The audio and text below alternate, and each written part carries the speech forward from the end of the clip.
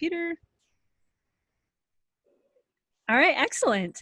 Thank you everybody for joining us. Welcome to Find My Past. We're excited to have you with us today. We are going to talk about Australian immigration, and this couldn't be a better topic. This is something I actually don't know very much about, so I'm really excited about today. My name is Jen Baldwin. I am the Data Acquisition Manager for North America for Find My Past and one of our resident genealogists, and we're excited to have you with us on our Facebook page. Joining me today is Helen Smith, who is a friend of mine, but also an expert on Australian genealogy. So we're really excited to have Helen with us today. Helen, thank you so much for joining me. It's a pleasure. We'll introduce her in just a second so everybody gets to know how amazing and smart she is. But in the meantime, as you are watching this, please comment in the thread. Make sure that you're talking to each other and talking to us. We'd love to know what your stories are. We'd love to hear your questions, your comments, your ideas for research. We all know something, so let's all share and collaborate together as we work through our family history together. So Helen is a speaker, a researcher, and author, and has been researching family history since 1986 in Australia, England, Ireland, and Wales, with forays into other areas of the world, chasing after her more mobile family members. That's fun. She's spoken in every state and territory in Australia, internationally in New Zealand, Canada, the United States, England, and aboard the Unlock the Past cruises. And I was trying to think, Helen, of the first time we met, and it must have been a Roots Tech, but I don't remember which one. A few Roots Techs ago. A few Roots Techs ago, I think so, yeah. So it's wonderful to have you with us. How are you doing, and how is Australia? Australia's doing really well at the moment. We're just finished our winter and just starting our spring. So it's just titching to warm up. Not that we do winter like, of course, other parts of the world do winter, but it's beautiful. Yeah, well, that's good. I'm really glad to hear that. And you are doing well. It sounds like you've been quite busy the last few months. So can you tell us a little bit about what you've been working on maybe in your family tree? Okay, in my family tree, I've been working with my DNA matches, and I've also been working at integrating more of my wills and probate areas, looking at some of my Quested One Name study, as well as, because my dad's English, so I've got a lot of English research. So been playing with some of the things there and looking at some of the directories and some of the good stuff there and tying a few extra people in and a few side branches in. Yeah, excellent. Wills and probates are probably one of my favorite set of materials to get into. So that's always a good time. Yeah. Oh, yeah. It's amazing how much family angst can come out. Family angst is such a nice way to say that. That's great. But you can also find some real gems. One of the wills I've been working on recently, and I know this has nothing to do with Australia, but all genealogy is fun, so it's okay. One of the wills I've been processing recently and trying to kind of glean everything out of actually talks about how my ancestor left everything in his estate to his unmarried spinster, no children daughter. And there's one sentence devoted to the son that's still alive. And it basically just says, I gave you a bunch of things and I gave you a lot of money while I was alive. So take care of your sister and be a good son. And that's like one of my favorite lines I think I've ever seen in a will of any kind, right? It's just great. That's lovely. I've got a lovely one in England, down in Devon, where he's basically saying, I'm going to leave stuff to the people who are still left in England. Anyone who has already left has already got theirs. Wow. That's pretty. He did have 4 children. One went to America, one went to Australia, one went to Canada, and one went to New Zealand. So. Oh, wow. So I hope they actually got some before they left. Yeah, no kidding. Yeah.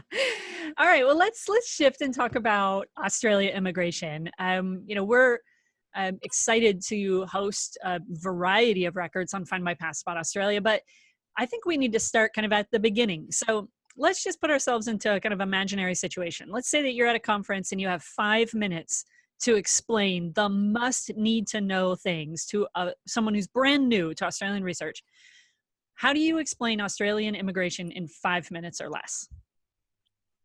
Okay, Australian immigration, you have to know the time period and you have to know your place. Australia started as a number of colonies. So yes, we started as a penal colony for England. So we had our immigration coming in where it really wasn't your choice to come, although technically with some convicts they did actually choose to get convicted to actually come later. So you had your initial settlement was as a penal colony for white settlement. Of course, our First Nations people were already here. So that continued for quite a period of time. So then say around 20 years or so of that, then you're actually looking then for some more of the richer people who were thinking, well, okay, we can actually do something here. So you had a number of wealthier people come across. Then you sort of start having your free settlers who also were coming in, as well as your convicts coming. But of course, we're still New South Wales at this stage. And basically, that's it. We're New South Wales. Then we start getting a few extra little settlements. So you've got a settlement in Van Diemen's Land, and then you have more free settlers starting to come into the country.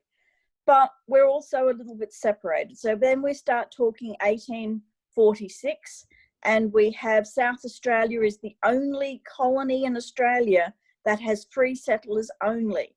Every other state has an impact of convict settlement first. We've also got Western Australia at this time, which started as the Swan River Colony in 1829, and they had convict settlers too. So Western Australia is on the other side of the country, and people tend to forget a little bit about them some of the early days because the East Coast was so much New South Wales. Then we've split off, and we've got Victoria starting in the early 1850s, and we have Queensland separates in 1859. But we're still all individual colonies. We're all running our own immigration schemes for what we want. Official convict settlement stops on the East Coast in the 1840s, but it continues over in Western Australia till the 1858. And the reason it's really stopped that bit earlier on the East Coast is the free settlers don't want convicts. They're starting to establish lives for themselves. They don't need that. They don't want that. So, and because the governments have been pulling in some extra people, so they're pulling in people looking for agricultural labourers, looking for servants, because of course one of the big problems in the initial time period of starting with male convicts is you had a real male-female divide, so they needed to change that. Yeah. And in some ways, convicts weren't the ideal personal servants for people, so that created a few things along the way as well.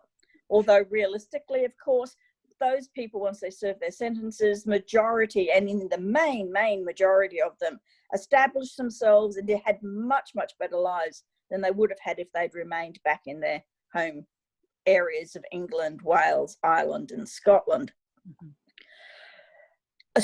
Queensland separates off in 1859 and has a massive problem because at the time they separate off, they've only got about 30,000 people. And that's not enough to run a self-sustaining colony. So they're doing a massive push for immigration. And, you know, basically at this stage, we need to get people to come. So we're going to entice you with free passage, and we're going to tell you that it's a wonderful place. Come to Australia. Only, of course, it's come to Queensland, come to Victoria, come to New South Wales. We're the land of opportunity. South Australia starts off and it's coming across as the wonderful place because, of course, we have no convicts, so we're a much better place than the rest. Yes, but everyone is running their own schemes. So you need to know where your person is coming, and you need to follow the money because governments retain records when they've spent money. That's right. If you're rich enough and you've come in of your own accord and you've paid your own passage and possibly your servant's passage and things like that, because of course you're going to have servants if you've got that sort of money, right? They're not going to be recorded in government records so much because the government didn't pay anything for them. Yeah. The other thing, of course, you've got to remember is we've got that wonderful country across to the right of us called New Zealand, which in the early years was perhaps less of a country and more of a separate area. So you had a lot of travel backwards and forwards from New Zealand to Australia. And until the 1970s, we didn't need a passport to go to New Zealand as Australians. Oh, so there's very little record of coming from New Zealand to Australia. Yeah. But we have a lot of backwards and forwards. But New Zealand is also running its own immigration. Right, of course. And we're still trying to entice people. But gold is discovered. And it's amazing when gold is discovered, because that's a pretty good enticement all on its own. Just ask anybody in California. Yep. So when gold's discovered in Victoria, you have huge amounts of immigration coming in because they want gold. So the government's not paying for them. You had whole numbers of ships that were totally depopulated at the ports because there was this myth around that, you know, you just stumbled upon this nugget of gold in the streets and you were set for life. Yes. So you still had settlement schemes that were occurring in the other areas, and then gold does get moved around a little. In fact, in Queensland, if it wasn't for the gold being discovered in Gympie in 1869, Queensland would probably have foundered. But we're still running some colonies, because one of the problems with gold is it's a wonderful thing, but most of the time, once you've got rid of the surface alluvial gold, you're talking deep gold. Yep. And then you need money, and you need stamping batteries, and you need lots of people, and it becomes it becomes a wealthy person's game at that point. Yeah. It's not for the standard prospector. So some of those people did move and follow the gold around because gold's a little bit seductive, and once you get the lure, you keep traveling. And we did get gold discovered in northern Queensland. Then, of course, Western Australia has gold discovered. But we're still running some individual immigration schemes at this stage, where perhaps we're looking for stonemasons or carpenters or shepherds or specifics there. The other thing, of course, is majority of immigration to Australia came from Britain and its colonies. Mm-hmm. Now, that's not saying we didn't have German immigration. We had a lot of German immigration to South Australia and also to Queensland. And a number of those came for different reasons: for freedom from religious persecution and for better lives. So you did have German immigration. So we're getting up to a time frame where we do have a few problems with economic depressions, etc. And then it comes to 1901, when Australia becomes a federation. And so instead of having 6 separate colonies, we're now Australia. But Australia is still actually a colony of England, really. And Australia didn't become Australian as such.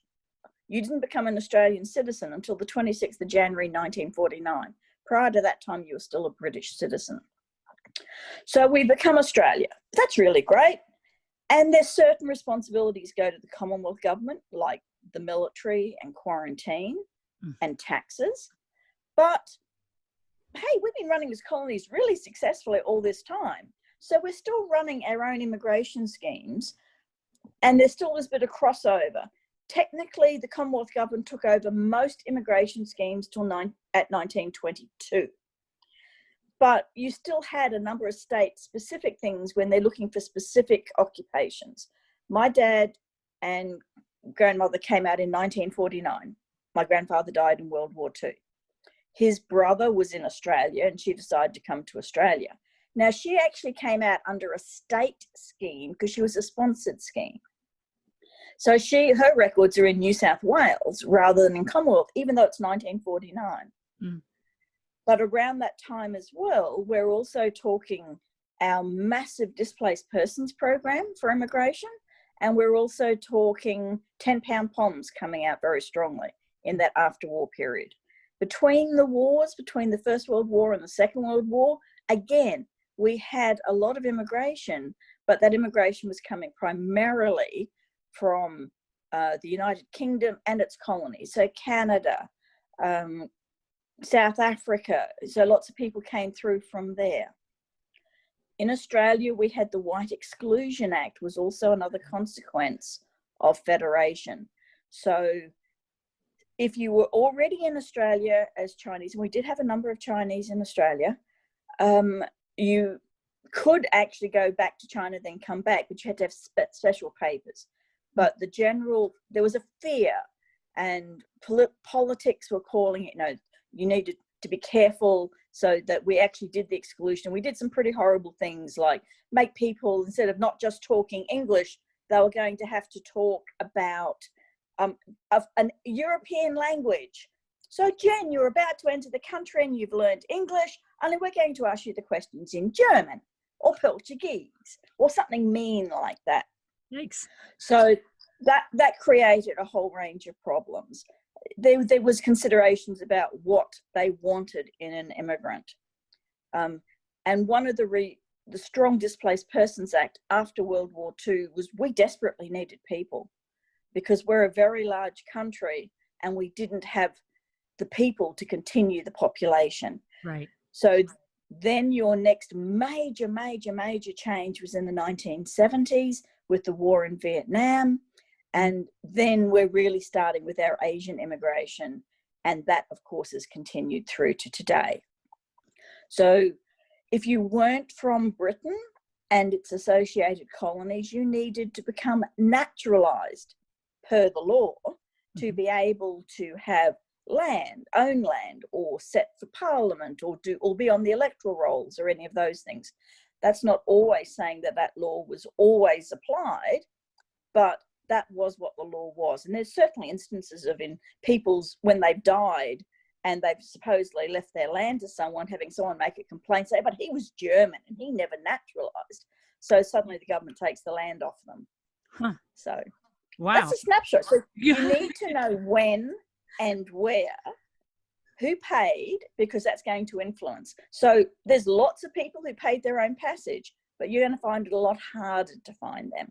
Then just because Queensland paid your passage because they needed stonemasons, that doesn't mean to say that you're forced to stay in Queensland because your cousin might be in Victoria. Right. So you nick off down there. Yeah. So, but I'm assuming snapshot. Each of those requirements, or each of those schemes rather, had some level of requirement. So if you came over on a Queensland scheme, you would have had to stay for X number of months or years in order to comply with that scheme? Or was it simply just get as many people over as you could? Well, technically that was the theory, because of course in their naive belief, the theory was that you came to Queensland and you stayed. Sure. But there really wasn't much in the way of enforcement. The only time we really had any major enforcement on what was happening was in the post-World War II displaced persons, etc., where they worked for 2 years. And that's where we got the hydroelectric scheme and a number of other things happening. Right. So that was when we really started enforcing a number of things. You also, of course, had employer schemes where they were bringing people over to work for them. So they had individual requirements themselves there, but they're not government schemes and they're harder to find. Yeah, of course. Yeah. See, I told you guys she's super smart. Look at that. We're, 10 minutes in or something. And I know this is being recorded, but I'm still taking notes because it's just fascinating. So in these schemes, I think are actually, for me, that makes my brain start to spin a little bit, right? And it makes me think there's a book there, like just explaining all of the various schemes from state to state. That's got to be an incredible amount of research. It is, and the things that changes over time frames. Yeah. And this is where the problem crops up. Even South Australia, who of course was the one colony that had no convict settlement, they set special schemes up. And one of the immigration agents' complaints there was, we wanted shepherds and people who could do certain domestic chores and things. And the people who are coming into the immigration depot have said they can do these things, but I'm sure this shepherd has never seen a sheep in his life. So sometimes the situation occurs where the colonial government has sent someone to the UK and they've gone around England saying, come to Queensland, sunny, recruiters, wonderful Queensland. Yeah. And we're looking for stonemasons, etc. But what the level of checking on qualifications at times could be interesting. Yeah, they were they were probably paid by the number of people that they got on a boat, right? So they were paid by them. They were paid by certain. And of course, there were certain controls when they got there, because of course the theory is you're bringing these people into work. The government's not employing them. Right. There's individual employers who are choosing to employ. So you have that balance all the time about the people you bring in as to what the employers, whether they're happy or not happy at the quality of the people they've got. So you can see at times angst in the newspapers, because as far as they're concerned, the people who came in on that ship really weren't up to snuff. So yeah, it is a problem at times, and knowing which scheme your ancestor came in under is important, because it gives you an indication about how much of their passage was paid. Did they have to contribute themselves? Yeah, yeah. And sometimes it's not just think. Okay, so America had that really interesting thing called a civil war. Oh, we did. 1861, 65. A little one. But you know, that influenced a lot. Sure. So you wouldn't think that you having a civil war over there actually influenced one of my ancestors coming to Australia. And it did, for the simple reason that because Lancashire and the cotton mills in the north of England couldn't get cotton, right, there was a massive, massive depression, and all of these people went out of work. Now, people in Queensland were actually supplying money to help these people over there. And what they decided they'd do is they would raise a lot of money. And the Queensland government said, what we'll do is we'll introduce a particular scheme just for these people, where we're going to have cotton workers come across to Australia and we'll pay their passage. And the people of Queensland raised well over £1,000 to help pay for their kit. Because when you jumped onto a ship, things weren't supplied to you. You needed to bring your own mattress and blankets, your knives and forks, a basin, a bowl, a plate, cup, bucket for doing your washing in, that sort of thing. Yeah. So that had to be provided separate. So while the Queensland government paid for the passage, the people individually had raised money.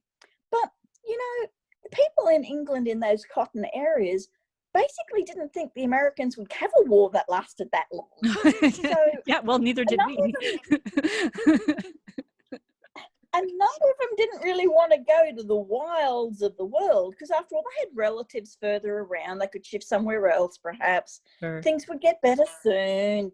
Going to the wilds? No, we don't want to do that. So the immigration agent in England was having problems getting enough people to actually fill his scheme. So the Queensland government allowed him to actually bring some people from other things that weren't affected by the cotton, as long as their local people paid for the ship's kit, because the Queensland government couldn't actually use the money that the Queensland people had donated to the cotton people for these kit for these other people. And my people in this particular area that came out under that scheme came out from Coventry, and they were silk ribbon weavers. And of course, they'd been affected by the Cobden Treaty, which was actually taking off import tariffs of French ribbons. And it had totally, and there was fashion had changed a bit too. Sure. So suddenly all your silk ribbon weaving people in that sort of Coventry area were in mass problems in the early 1860s. In the same time frame, of course, they were having the issues with the Civil War and the cotton. Right. So 15 people in the Rollison family, so that's 2 fathers, mothers, and their associated children, came out under that scheme. So you have statute adults, and 2 children equal 1 statute adult. So if it wasn't for the Civil War, my Rollisons would never have come to Queensland. Wow. And that's some of the complexities you can get with some of the interactions of some of the schemes. And trying to work out that a silk ribbon weaver would come out under a cotton famine scheme really isn't what you're thinking about. Right. So, but it's what happened. So I'm learning 3 key things here right now from you.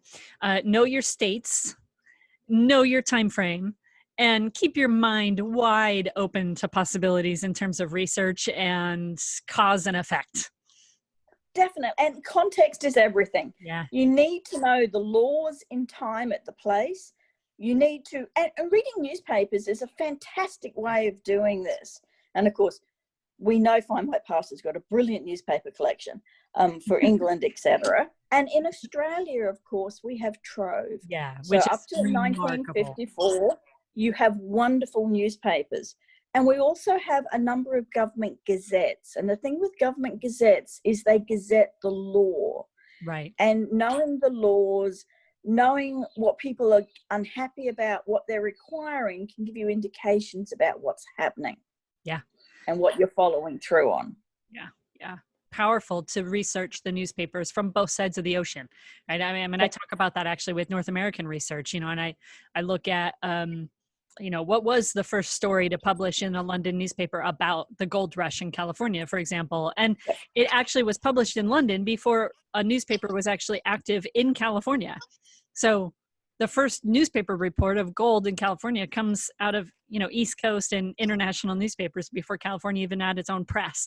So it's fascinating to look at both sides of every story, right? Yes, totally. And remembering, of course, newspapers were actually sending information to other newspapers. Yeah, so absolutely. Sometimes you can find information in English newspapers that you're not finding in Australian newspapers because something else happened. Yep. Or I actually have, in one of my Kent families, one of their bodies was actually stolen by resurrectionists. Oh my God. However, that's not reported in the English newspaper because the county governor style thing died, and his big military funeral sort of thing took precedence in the papers there. So it gets picked up in a local paper on the other side of the world. Oh my gosh. And it's all of those sorts of things why newspapers can become such little lovely rabbit holes to dive down into. Oh, absolutely. Yeah, yeah. But context is key. Context is key is one of my favorite expressions. Okay, cool. So we're gonna I could just talk to you about all this for hours, but I'm gonna actually put up a few questions. We did get some questions for you in advance on our Facebook page, so we're gonna put those up. So let me share my screen really quick so that everybody can see this, and we're just going to walk through these and hopefully, you know, help out a few people. I think we can, because like I said, you're one of the smartest people I've ever met. So you see that okay? I can. Okay, good. It's lovely, isn't it? It's the first time I've gotten to use this particular background on a slide. I like it. All right. It's pretty. Yeah, it's cool, right? I was like, oh, that's a really neat one. All right. So this one was sent in by Rita. She says, around 1885, my great-grandfather, Robert Parker, a valet, was said to have immigrated to Australia, but either died en route or shortly after arrival. I've never been able to find him on any ship's passenger list, and I don't know whether he sailed from England or Ireland. What should Rita do? Okay, so with what Rita needs to look at here, it gets a little bit complicated because Robert Parker's almost like Smith. Yeah, absolutely.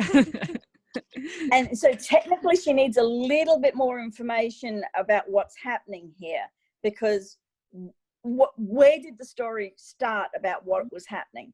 At this particular time frame, if he actually died on the voyage, there are requirements about the captain recording it if it was a British registered ship. And Findmypast have got those lovely marine deaths and about them dying. But of course, there's not a lot of information on that. Yeah. So, and being Robert Parker, that becomes quite difficult. But that would be one way of doing it.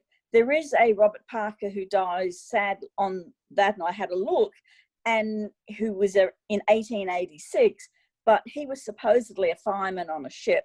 So whether Robert was coming out as a valet, or whether Robert was coming out on his own and was working on the ship, perhaps, that becomes a little bit harder.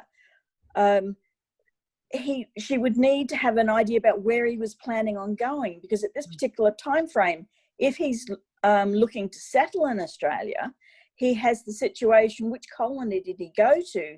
Because that's where you're going to need to look. And sadly, with most of the immigration lists, it's going to be who's on the ship. And it might say Robert Parker, age 25, from England, if you're lucky. Right. And so trying to work out that's your Robert Parker. And the problem, of course, if he dies in Australia, in the individual colonies, who gave the information?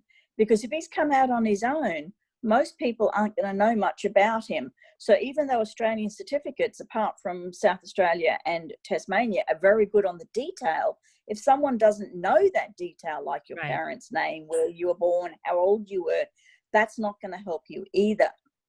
So it's going to need a little bit of narrowing down. Did he come out as a valet to someone else who paid his passage? In which case you're not going to find him on a shipping list, because most of the shipping lists were actually related to immigration that you're going to find at the archives. Now, the difference with the next ones are, which are not indexed, is governments like money and they like taxing people. And up until Federation, each colony had its own customs house. So when a ship came in, they would look at the ship and work out what there was they could tax on it. When Federation happened in 1901, the Commonwealth government took over that. Now, the customs house lists do more about listing crew and listing people who are not immigrants, as well as the immigrants on the ship. Again, majority of those are not indexed. And when the Commonwealth took over, they took over the records of the customs houses that the individual colonies had. So those sorts of records would be at the National Archives. So finding him is not 100% impossible. It's more difficult to the point that until 1890, England really didn't care who left. So there's no records of people who were leaving. Yep. And even after 1890, if you were just nicking across to France or Europe, England didn't care about that either. It was only the longer voyages. Whether you are leaving from England or Ireland is less important, because a lot of the ships actually picked up. So they might leave from Liverpool, go across to Queenstown, go down and pick up from Plymouth as well, and then go on their way. So you could have multiple port pickups in England and Ireland. And of course, that was, at that time frame, it was basically the same country, and the travel from Ireland to England wasn't recorded either, because it's just going across the channel. Sorry, going across between. So no one actually cared. So it's it will be long involved. You're going to need to try and narrow it down a bit more about, well, was he coming out with someone as an employee? Because then it's going to be very, very, very difficult. And the Marine Deaths Index, having a look for every Robert Parker you can find. But I don't have an easy answer, I'm sorry. Yeah, sometimes it really is just a process of elimination, right? I mean, my maiden name is Brown, so I'm really, really used to that common surname scenario. And so it's, it's that reasonably exhaustive research in the origin country before they left. And it sometimes sounds really tedious and like, I really just want to get to whatever that new place is. And that's understandable. You can kind of do those things in tandem. But the more you know about their life back in the origin country, the better off you will be, and the easier it is to identify them once they get to that new place. So, and that's the same around the world. It doesn't matter where they start and where they go. It's all about knowing as much as possible on both sides of that voyage. Just to throw a little problem into the mix on this one. Sure, why not? You also need to be a little careful about whether Robert Parker really did leave the family said to have emigrated, or did he leave the family and stay in England or Ireland with another family, or just leave the family, period. Remembering divorce in England at this stage is very hard to get, so it wasn't uncommon. Did he actually go to prison and no one speaks about it, and he emigrated, or he thinks so? Again, you need to investigate and not be closed off to all the other possibilities about what potentially could have happened. I've seen a number of these where the person was actually discovered once you start looking in censuses and things a bit further forward, and with Robert Parker it will be difficult, that he's actually started perhaps another family a number of towns over. So you have to think of some of those extra things that are possible as well. So what evidence that he actually left to go to Australia. Right. And if your evidence is oral history that's been passed down, it kind of sounds like that's what this is. It's kind of implied in her comment, but if it's an oral history situation, Rita, then absolutely analyze that oral history, whatever it is.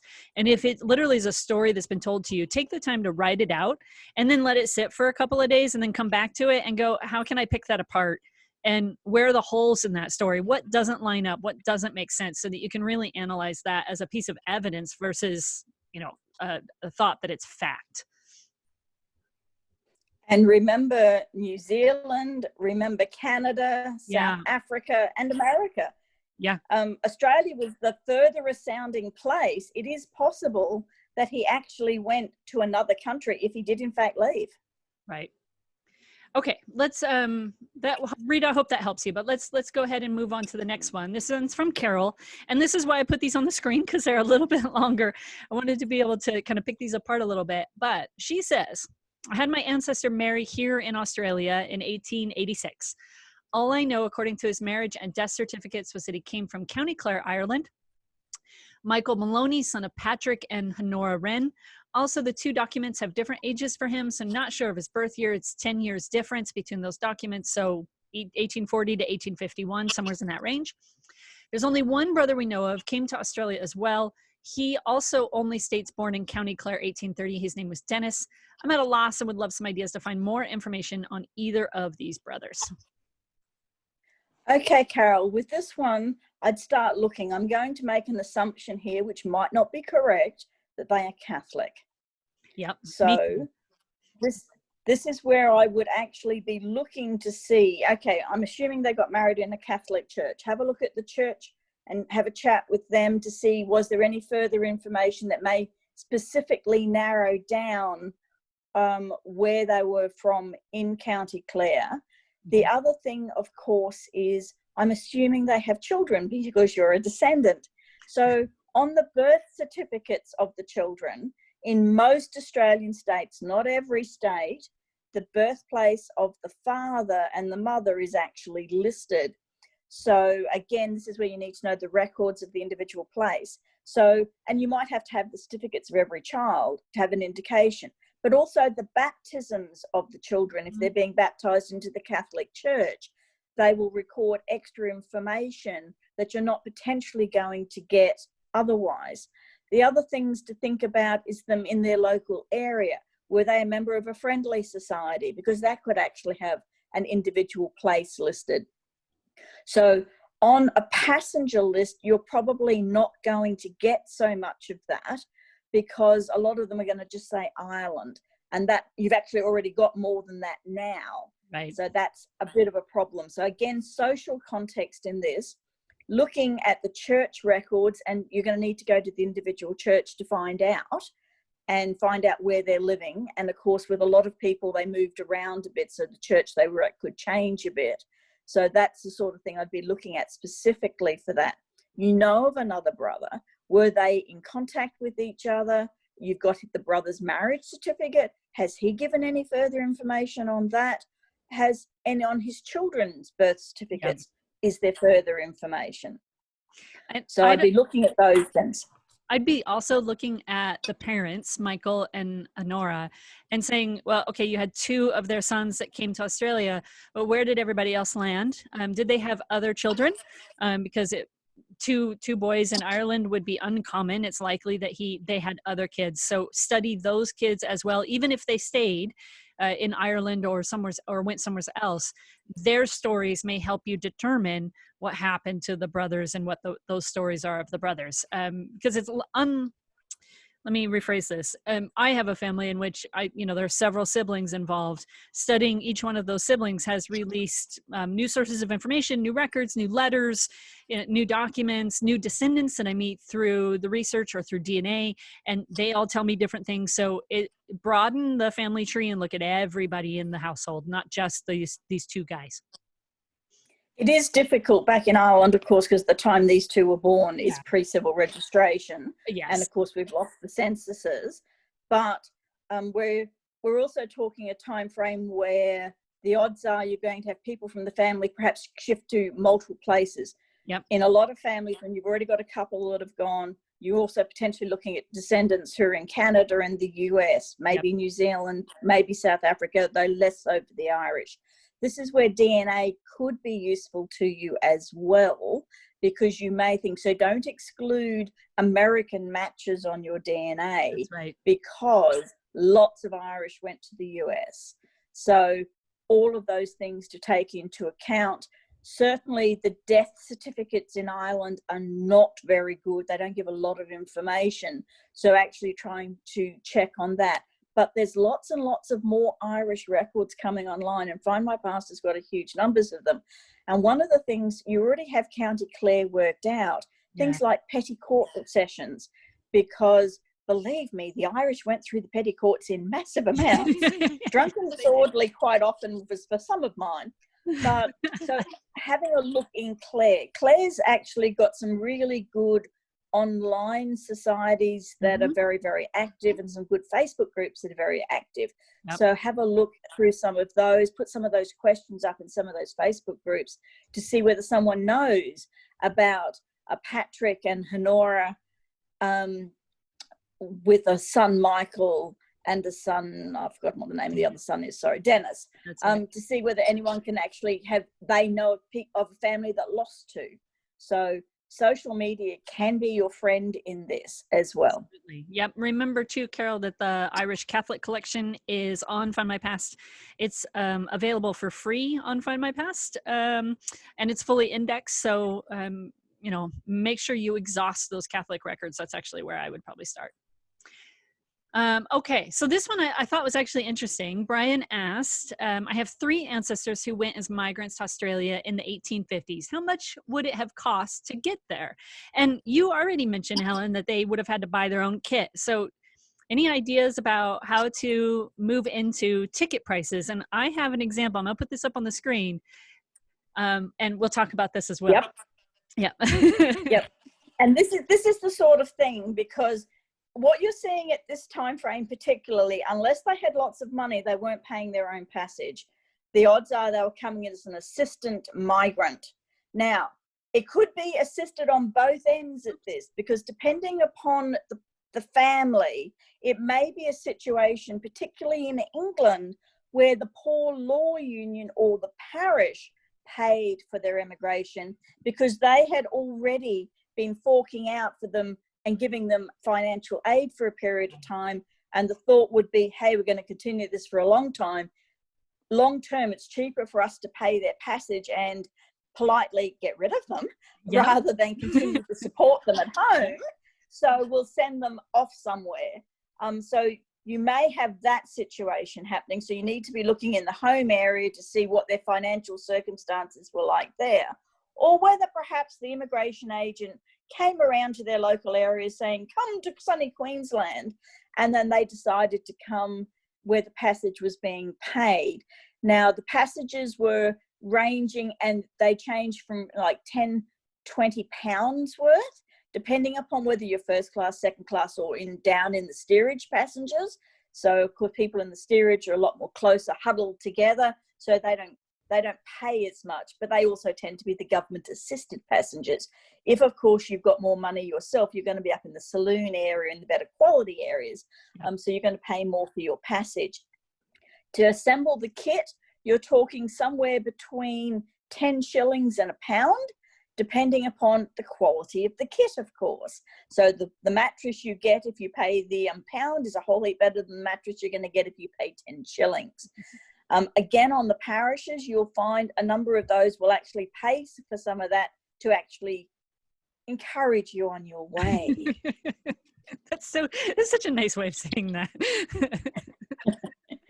So getting an exact thing, newspapers of the day is a really good indication about if they were paying their passage, this is the sorts of money they would be paying.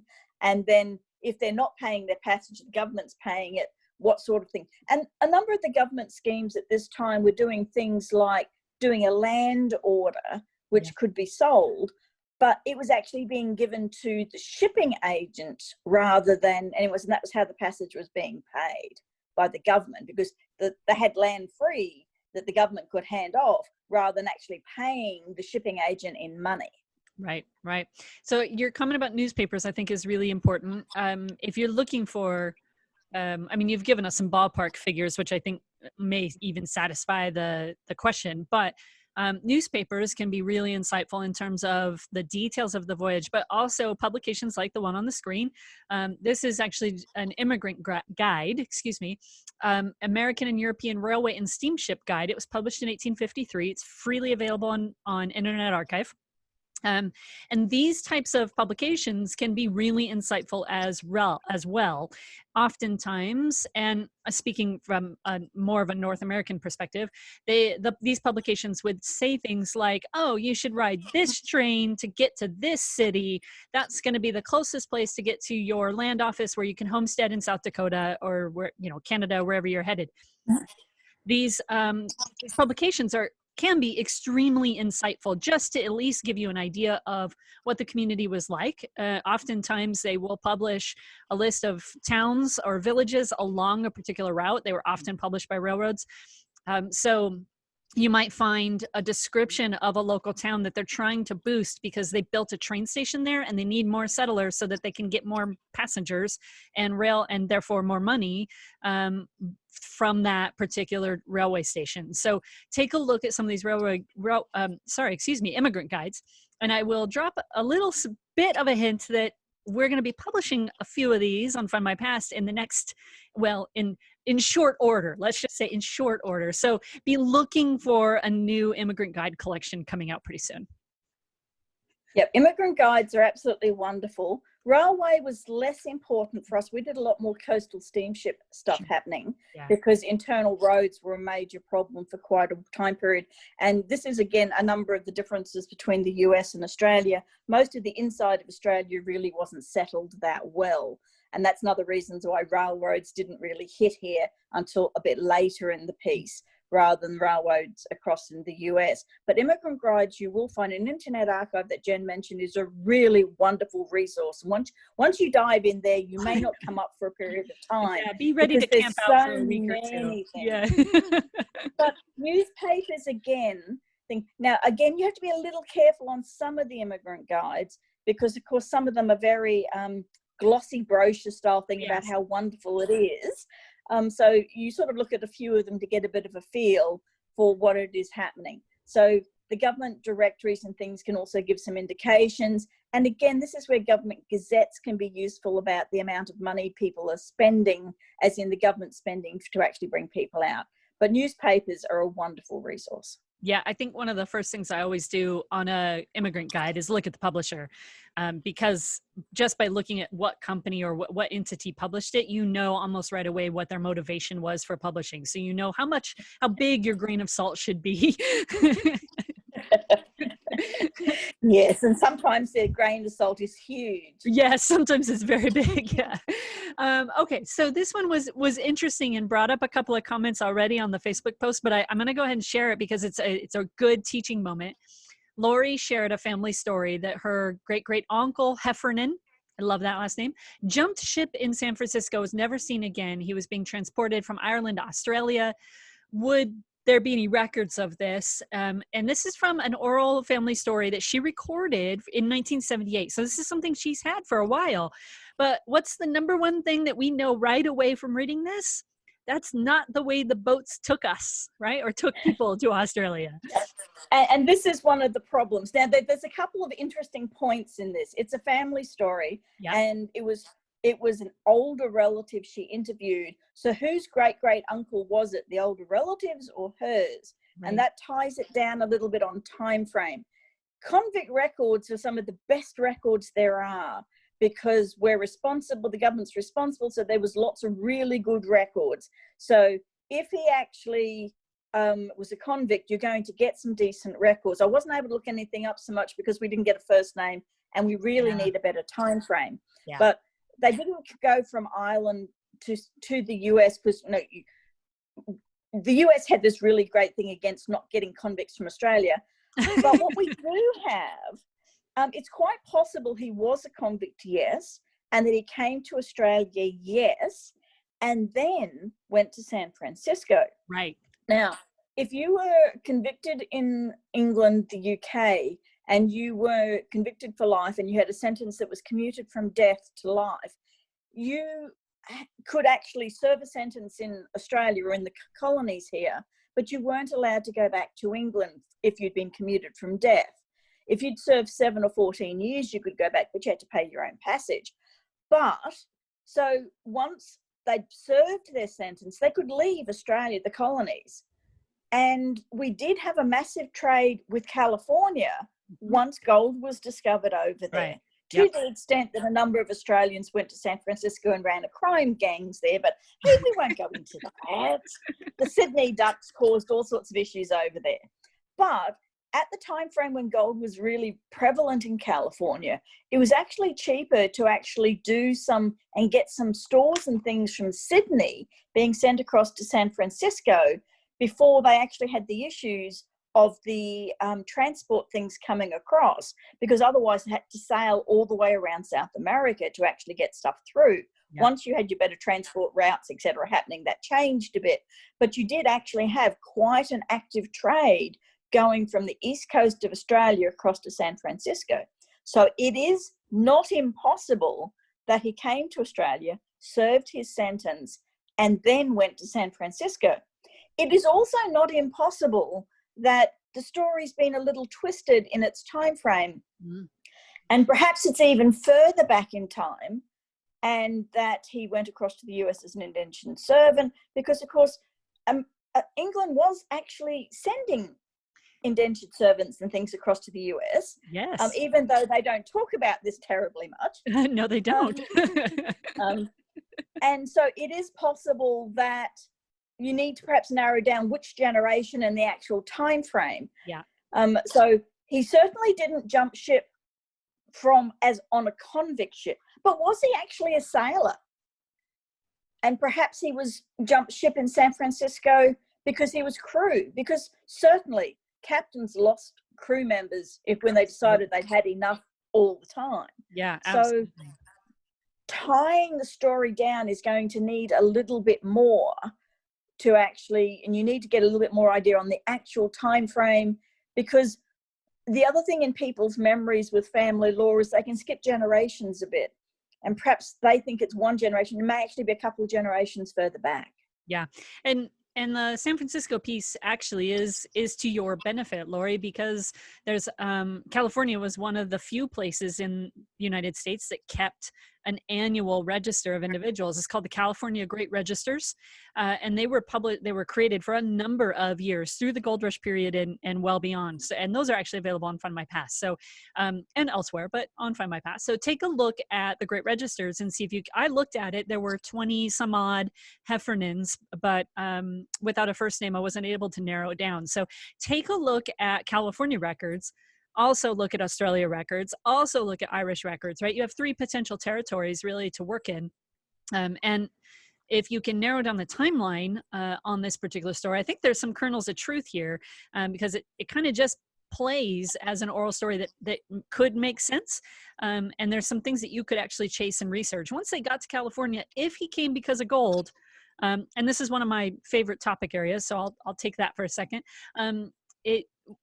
People often think that people just kind of disappeared to the gold fields, and that's not at all true.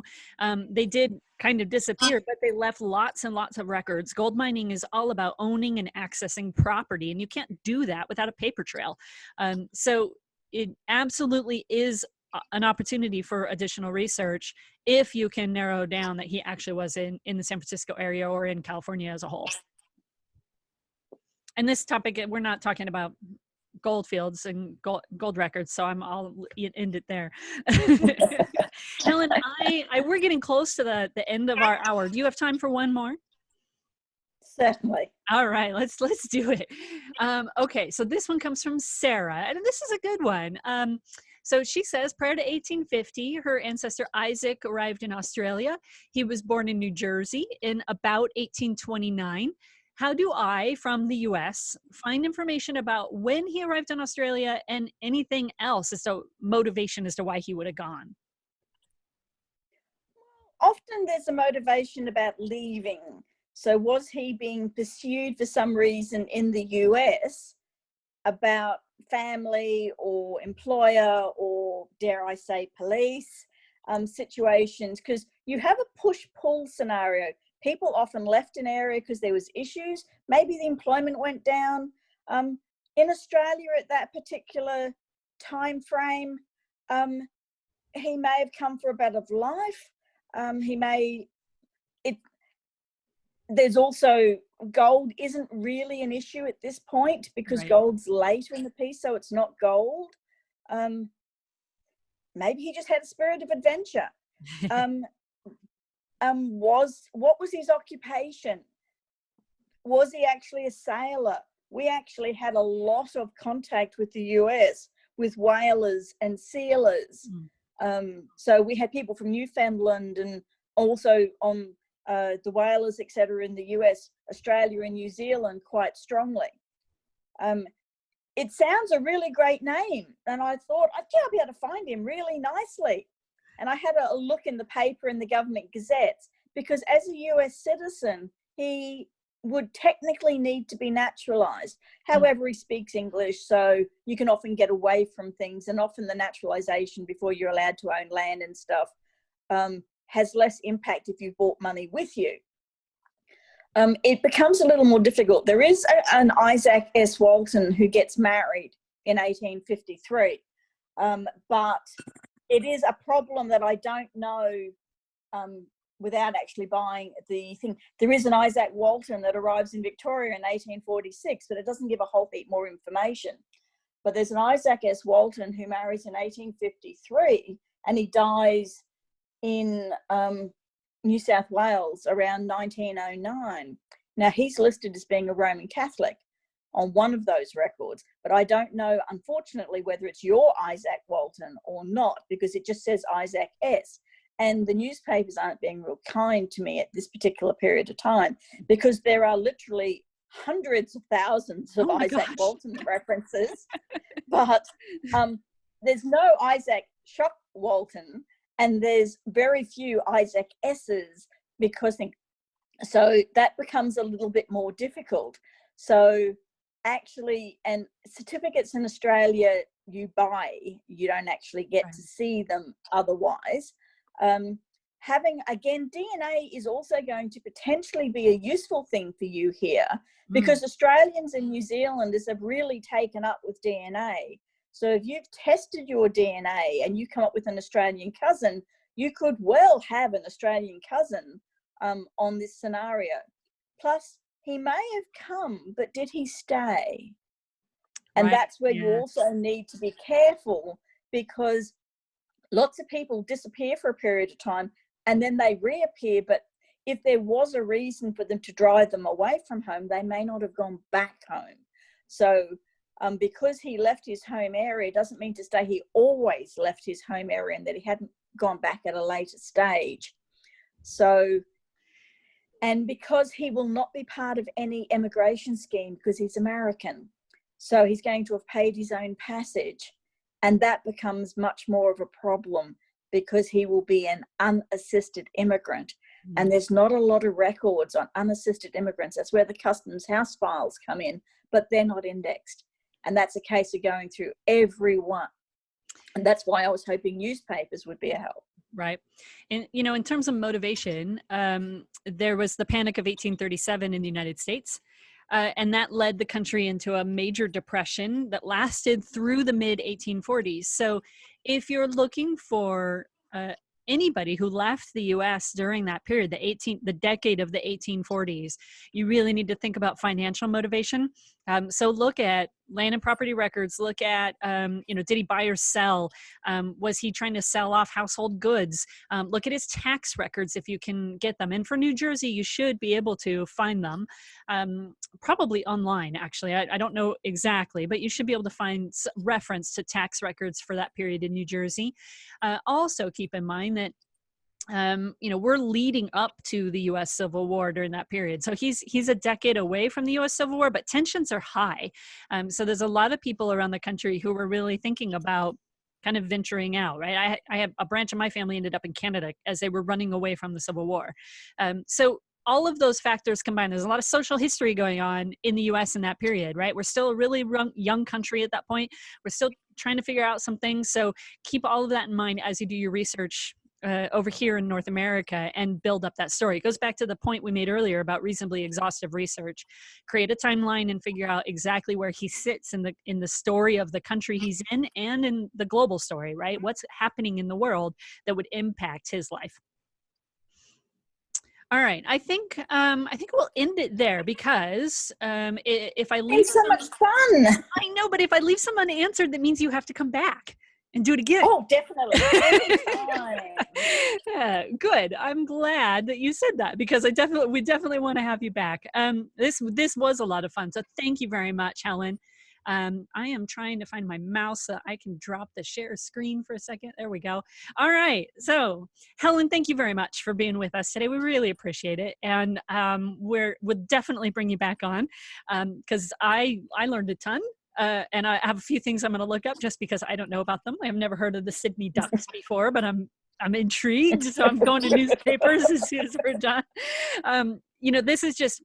It's just such a great way to connect with the community and learn from each other. And I don't know about all you guys watching, but I'm just having the best time talking to all of these different people and getting different angles of history and different perspectives to my research. It's been great. So, Helen, any last thoughts for anybody working through their Australian immigrant story?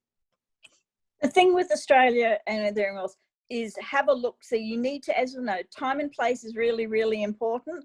If you've got people coming out, pay attention to newspapers in both countries because, again, they are really, really useful.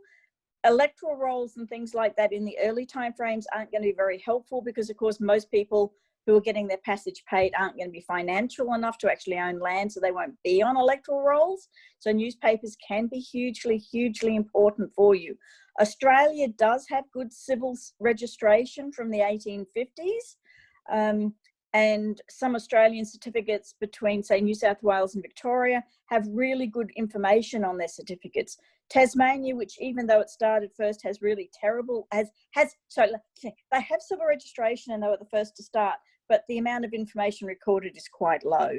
So, but on the New South Wales, because it was the first to start and of course encompassed Victoria and then Queensland before we separated off. So you'll get things like parents' names and all place of birth and all that sort of thing, which you're not going to get on the Tasmanian certificate. So buy some certificates if you're managing to tie people down for extra information, but think of social context, think of the fan club, the friends, associate, neighbours, people.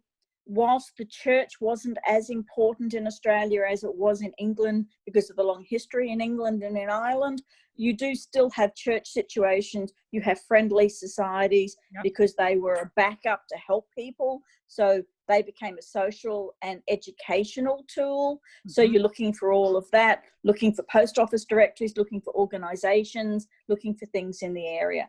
But know your time and place and the laws that are in place at the time, because they have an impact on your ancestors. Yeah, so important. And Helen, I'm sitting here thinking we could have a transportation panel and criminal records panel. We could do a panel on friendly societies and for me it's fraternal organizations, right? I love that. We could do a mining discussion. That would be fun.